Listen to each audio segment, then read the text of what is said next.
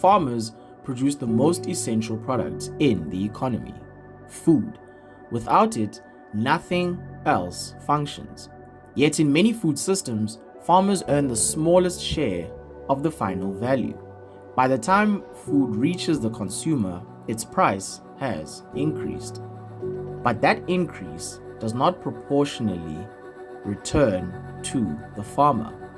So the question is, why do people who produce food often earn the least from it? To understand this, you need to understand how value is distributed across the food supply chain. The chain typically includes production, processing, distribution, and retail. And at each stage, value is added. Processing transforms raw products. Distribution moves products efficiently. Retail connects the products to consumers. These stages capture value because they differentiate products, control access to markets, and operate at scale. Farmers, in contrast, often sell undifferentiated raw commodities. This creates two constraints. The first being limited pricing power.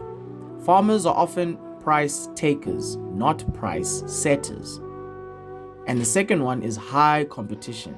Many producers supply similar products to the same market. So even though farmers create the base product, they capture a smaller portion of the final value. A clear example of this comes from Ethiopia, particularly in the Oromia region. Ethiopia is one of the largest coffee producers in Africa. The farmers here produce raw coffee cherries. These are then sold into a global value chain that includes processing, export, roasting, branding, and retail. The price transformation is extreme. Farmers typically receive 5 to 10% of the final retail price of coffee. The majority of value is captured downstream, particularly in roasting and retail. At the same time, farmers face climate variability, fluctuating global prices, and rising input and labor costs. So what this actually means is that farmers produce the core product, but they do not control processing, branding, and market access. So they capture minimal value while carrying production risk. Improving farmer income requires changing how value is captured. So the key strategies would include value addition at the farm level. This involves processing or packaging the products before sale, which would allow the farmer to capture more of the value chain. Secondly, direct market access. Selling directly to consumers or retailers would reduce the number of intermediaries. Thirdly, the use of product differentiation. By producing organic, specialized, or high-quality products, the farmer can command higher prices. And lastly, collective systems. Farmer cooperatives increase the bargaining power and can improve market access. The core principle here is this: income improves when farmers move from commodity suppliers to value creators. A strong example of this comes from Kenya, particularly through cooperative systems such as Kenya Cooperative Creameries.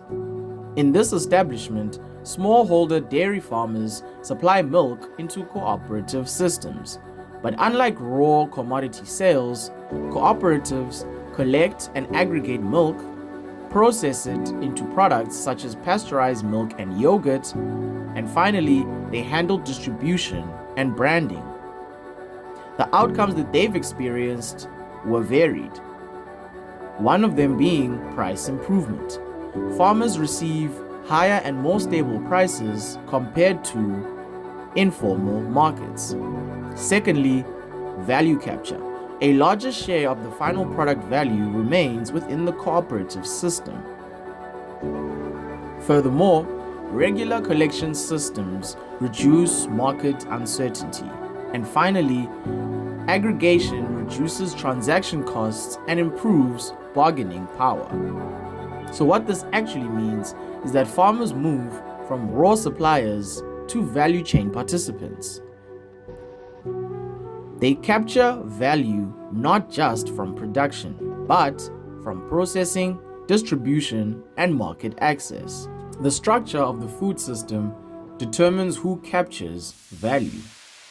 If farmers remain at the production stage, they carry risk but capture limited returns. If farmers move closer to the consumer, they gain more control over pricing and value. The issue is not that farming is unimportant. It is that the system rewards control over the chain, not just participation in it. The future of sustainable agriculture depends not only on how food is produced, but on how value is distributed.